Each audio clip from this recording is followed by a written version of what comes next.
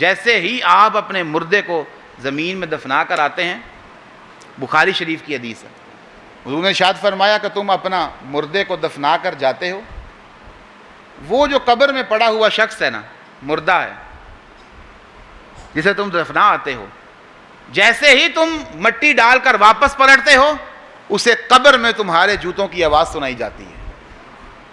صحیح بخاری کے لفظ ہیں، تمہارے جوتوں کی آواز اسے قبر میں سنائی جاتی ہے، تمہارے جوتوں کی آواز اسے قبر میں سنائی جاتی ہے۔ اس کا مطلب ہے کہ مرنے کے بعد عام انسان کی طاقت سننے کی، عام آدمی جو ہے وہ اس زندہ آدمی سے بڑھ جاتی ہے۔ یعنی جتنا فاصلہ اس باہر کے انسان کا اندر لے انسان کا ہے، اتنا ہی فاصلہ اندر والے انسان کا باہر والے انسان کے ساتھ ہے۔ ایسے ہی ہے نا جی؟ تو اگر وہ جوتوں کی آواز سن لیتا ہے تو آپ کو بھی تو اس کی بات سننی چاہیے نا،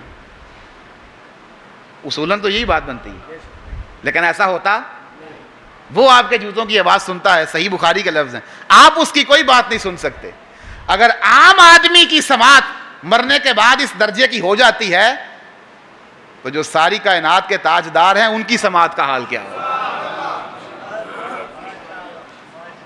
یہ عام آدمی کی سماعت ہے، عام بشر کی، جوتوں کی آواز سنائی جاتی ہے۔ عین اس وقت دو فرشتے آ جاتے ہیں، وہ اٹھا کر بٹھا دیتے ہیں، پوچھتے ہیں من ربو کا، حضور نے ارشاد فرمایا کھڑا کر دیتے ہیں، من ربو کا، بتا تیرا رب کون ہے، ما دینو کا، بتا تیرا دین کیا ہے، ما کنت تقول فی حق حاضر الرجل محمد صلی اللہ علیہ وسلم، بتا اس ہستی کے بارے میں تو دنیا میں کیا کہا کرتا تھا۔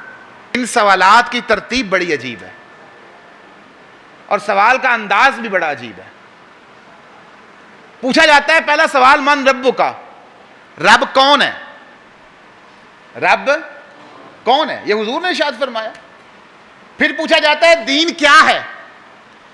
ترتیب کے اعتبار سے تو تیسرا سوال یہ ہونا چاہیے کہ یہ جو ہستی تمہارے سامنے ہے یہ کون ہے۔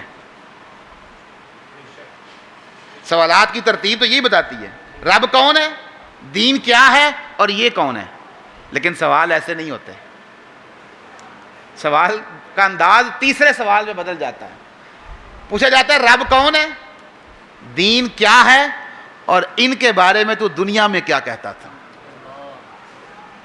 ان کے بارے میں تو دنیا میں کیا کہتا تھا۔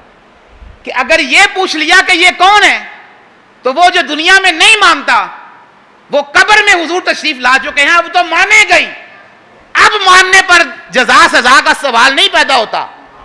حضور علیہ الصلوۃ والسلام کی ذات پر جو دنیا میں کہتا تھا اس پر تمہارے جزا اور سزا کا دار و مدار ہے۔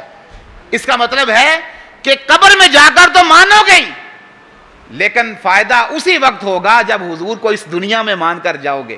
جس نے دیکھا نہیں لیکن بن دیکھے حضور کا عاشق ہے، یہی قبر میں جواب دے سکے گا۔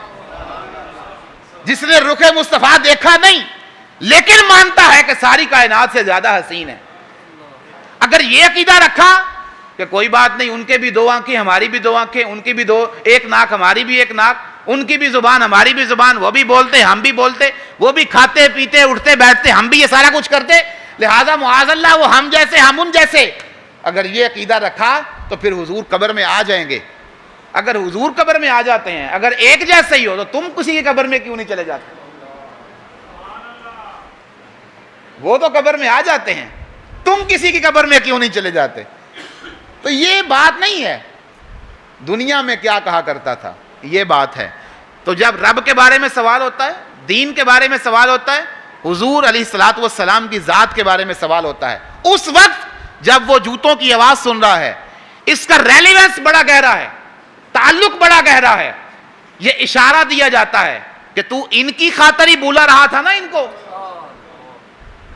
ان کی خاطر ہی بھول گیا تھا اللہ اور اس کے رسول کو، ان کی خاطر بھول گیا تھا، اب سن، ان کے جوتوں کی آواز سن اور ان کے بارے میں بتا۔